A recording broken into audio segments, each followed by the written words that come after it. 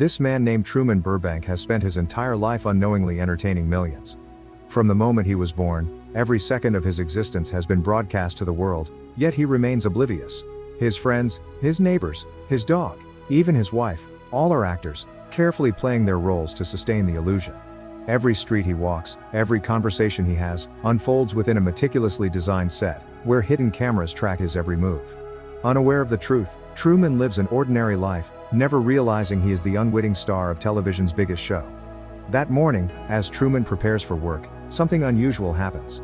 A strange object falls from the sky, crashing near his car, a metallic piece, gleaming under the sunlight. He stares at it, puzzled. But before the thought can settle, the radio delivers a swift explanation: debris from an aircraft. Unaware that the event was anything but accidental. As always, hidden cameras, nearly 5,000 of them, track his every move. Later, at work, Truman makes a discreet phone call to directory assistants. Speaking carefully, he inquired about a listing for Lauren Garland, or Sylvia Garland, in the Fiji Islands. The response is brief: no such listing exists. His heart sinks, but he doesn't stop there. From a magazine, he tears out an image, eyes that resemble hers, the girl who once tried to tell him the truth. After work, Truman steps toward the boat terminal for Harbor Island, but the sight of the water tightens his chest. His fear takes hold, and he quickly turns back. That evening, he sits by the river with his best friend Marlin, voicing his growing urge to leave Sea Haven Island and escape to Fiji. Marlin, however, dismisses the idea, urging him to stay. As Truman watches the water ripple under the moonlight, a buried memory surfaces. His father's tragic death in a boating accident. He doesn't realize the event was carefully staged to trap him in fear, ensuring he never leaves. Soon, the producers make a mistake. Rain falls only on the spot where Truman stands. Confused, he hesitates before breaking into a run, suspicion creeping in. But within moments, the rain spreads across the area, masking the anomaly. The next day, Truman excitedly suggests to his wife, Meryl, that they leave the island and seek adventure. However, Meryl quickly reminds him of their financial obligations, mortgage payments, the car loan, dismissing his dreams. Unknown to him, she isn't just a concerned wife. She's merely playing her role. The next day, Truman spots a homeless man who looks eerily like his father, the one who supposedly died. Before he can react, two people rush in, whisking the man away as a series of obstacles conveniently block Truman's path. Later, his mother arrives, attempting to smooth over the incident. She claims the man was indeed his father but insists he suffered amnesia after the boating accident, trying to make Truman dismiss his growing suspicions. In the basement, Meryl tries to distract Truman, steering his thoughts away from his father. But after she leaves, two waitresses watching the show curiously remark that she's been removed, though they couldn't erase his memories. Truman sits in deep thought, clutching a red cloth. The scene shifts to a distant memory, his first love, Lauren, her presence lingering in his mind despite everything. It all began when Truman met Lauren in the library, and she hesitantly agreed to talk. When he asked her out for pizza, she nervously insisted they go immediately, or it would never happen because they were watching. Truman had no idea what she meant. They escaped to the beach, hiding from the cameras, and shared a passionate moment. Just as she was about to reveal the truth, that everything, even the sand beneath them, was fake, and his entire life was a live show watched by millions, a man posing as her father appeared. As she was whisked away, she desperately revealed her real name, Sylvia, and that she was being sent to Fiji. The viewers watching his story unfold concluded that he should have just followed her to Fiji. The next day, as Truman drives to work, a radio broadcast suddenly glitches. To his shock, he hears a voice. It's the producer, instructing everyone to stand by because Truman is about to turn left. Just then, he makes his turn at Lancaster Square. He nearly collides with a woman, and the panicked producer's voice echoes through the radio once more.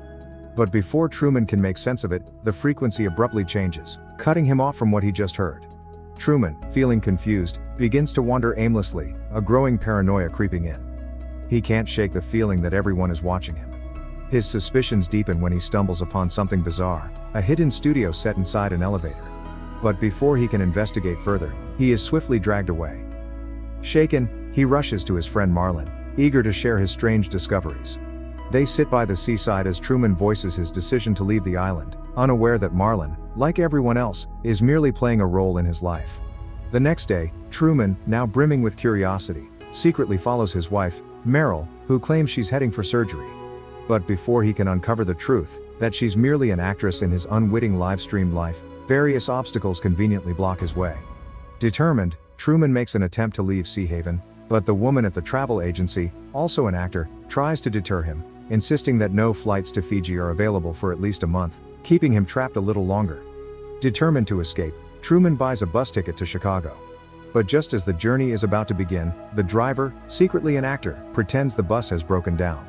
The passengers, all actors, slowly file out, leaving Truman standing there, confused once again. Later, when Meryl arrives, Truman invites her into the car. As they sit, he predicts 3 recurring scenarios, people and vehicles passing in a perfect loop, explaining his discovery. But Meryl dismisses his claims, trying to shake his suspicions. Frustrated, Truman suddenly locks the car door, refusing to be ignored. Truman steps on the gas, determined to leave by car, but the producers quickly orchestrate a perfectly timed traffic jam. Frustrated, he pretends to give up and turn back, only to watch the congestion magically clear. Seizing the moment, he speeds toward the town's only bridge.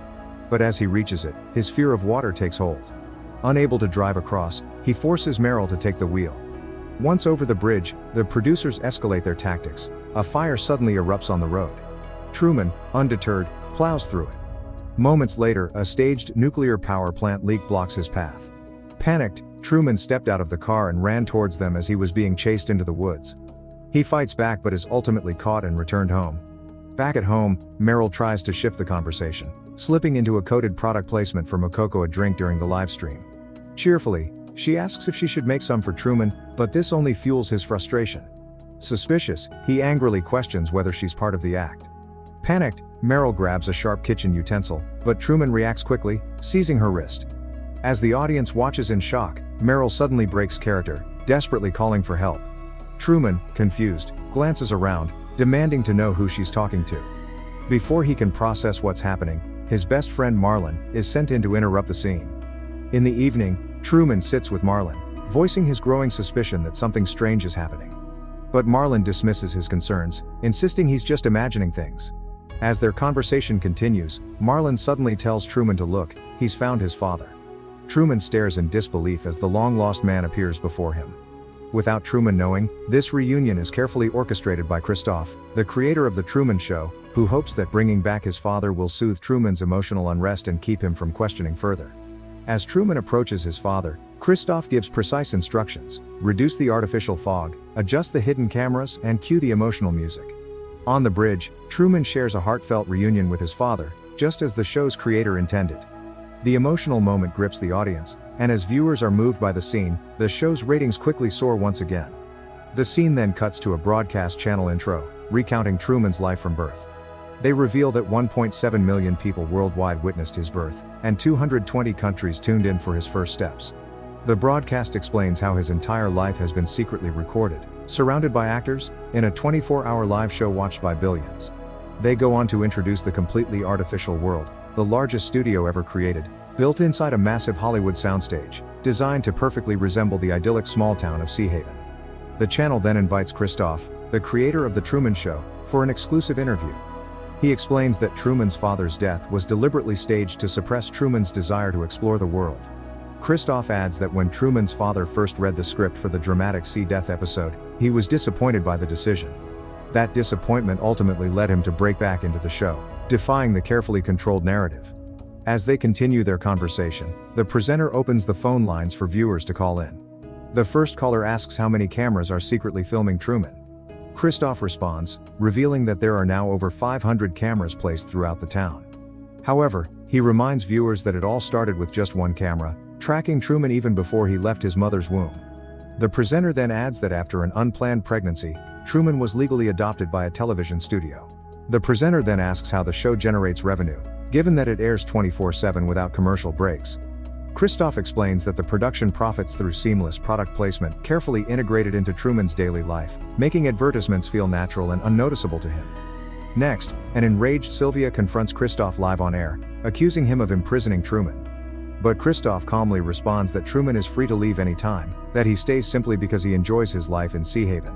The next day, Truman appears to have returned to his usual routine. He draws with soap on the mirror, just as he always does, and greets his neighbors with his signature phrases, as if nothing had changed. At the office, Truman is introduced to Vivian, Christof's carefully chosen replacement for Meryl, now that she has exited the cast. One night, however, Christof notices an unusual shift. Truman has started sleeping in his basement. The production team scrambles to zoom in on the hidden cameras, trying to confirm if he is truly asleep. But something about the scene appears suspicious. Uneasy about this change in behavior, Christof sends Truman's best friend Marlin to check on him.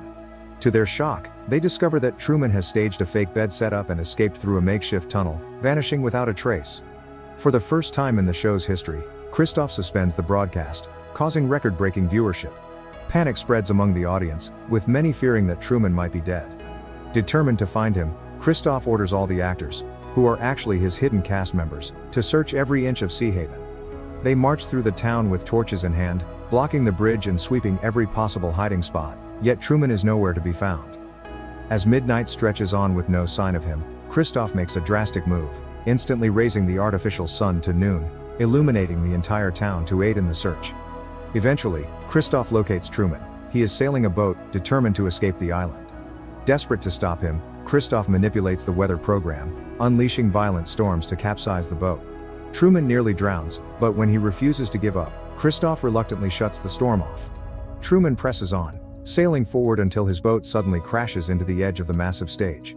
Stunned, he reaches out and discovers a painted sky, then follows the ledge to a small stairwell with an exit door. Just as he prepares to leave, a booming voice echoes around him. Christof speaks directly to Truman, presenting himself as both a godlike figure and a father. He finally reveals the truth: that Truman's entire life has been a television show. Hoping to keep him inside, Christof tries to plant doubt in his mind, insisting that he belongs in Sea Haven and is too afraid to face the unknown. Truman falls silent for a moment, then looks up toward the sky. With a knowing smile, he delivers his signature line: "In case I don't see you, good afternoon, good evening, and good night." With a slight bow, he steps through the exit door, leaving Sea Haven behind and stepping into a new life. Around the world, viewers erupt in celebration at Truman's long-awaited escape, while Sylvia rushes out in hopes of finding him. The executive producers close the program, with a final lingering shot of the open exit door, as Christof watches in silent devastation. With that, the transmission is cut, and the broadcast ends. As The Truman Show fades to black, its loyal audience, after years of watching, simply starts searching for something else to watch. If you enjoyed this video, be sure to like and subscribe. See you in the next video.